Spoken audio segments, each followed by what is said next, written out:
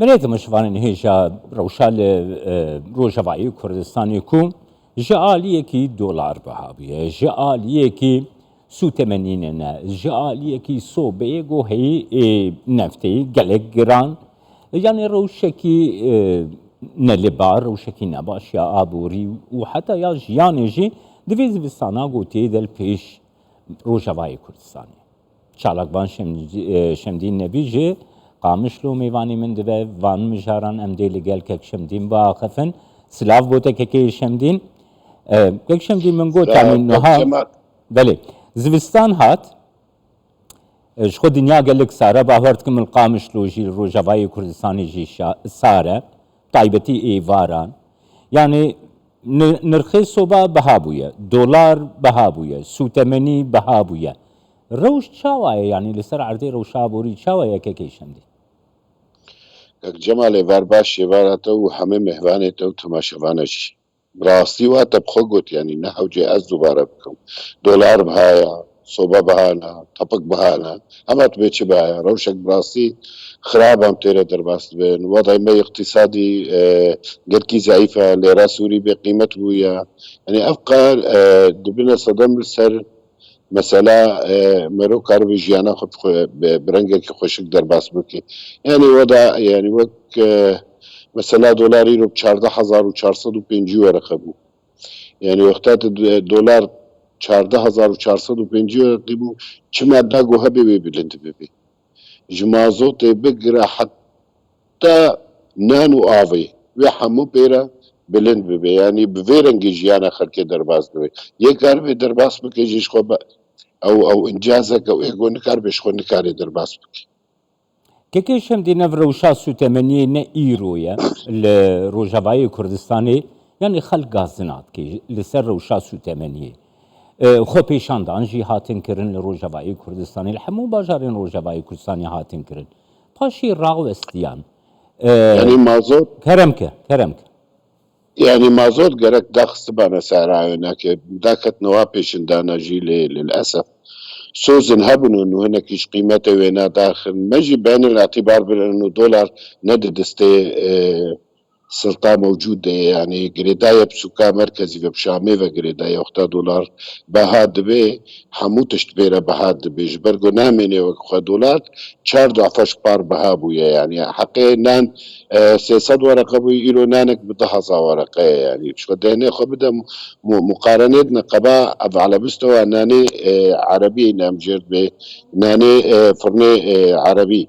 ویجا حموتش پیرا بهاد به ادوا پیشندانا دبراسی وقتا گو ام داکتن ام برنگك ايش داكتن يعني انه جي خلكينا جرانا بار مازوت 4000 وتشتكي جرانا المهم على اساس سوزدانو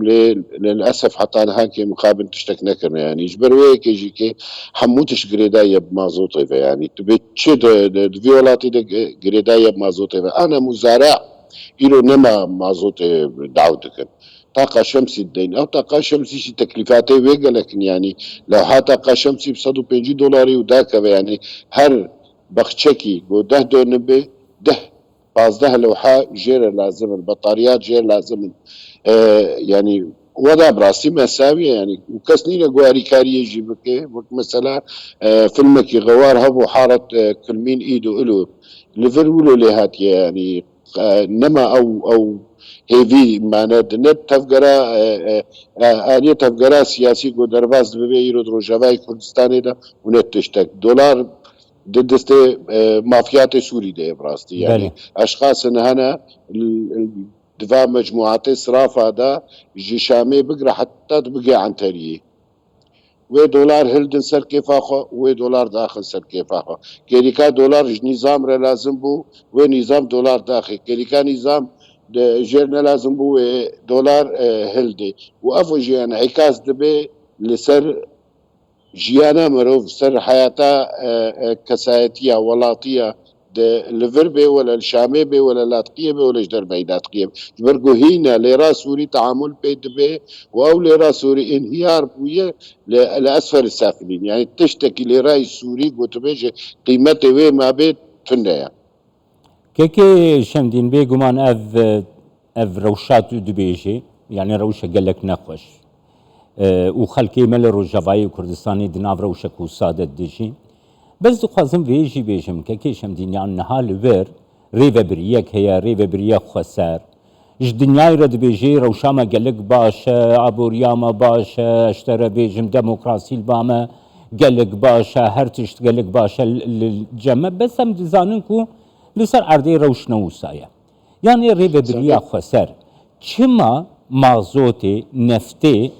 بنرخكي ارزان دي رجيما سوريا حتى بنرخكي قالك سمبوليك دي رجيما سوريا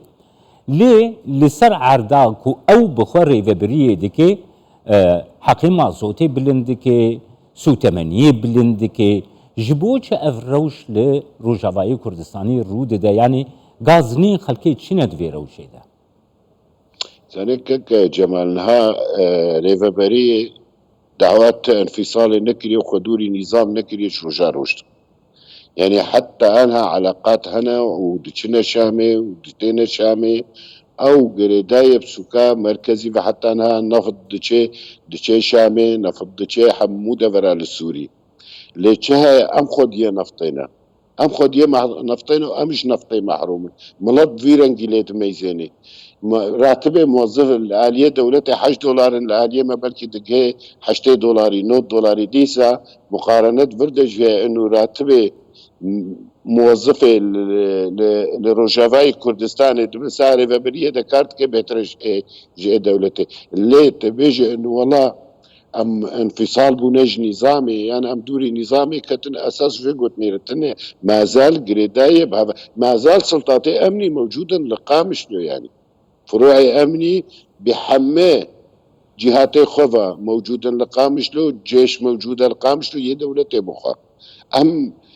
ريفابريه خو نديت جهتك انفصالي دوري مثلا نظام انفصال ويا يعني علاقته بنظام رنين انا ريفابريه ما زال تعامله بنظام ارتكي وجزء اساسيه اداره منطقه روجاوایی كردستاني بله که شمدین نبی گلک سپاس بوتش قامشلو لگلمه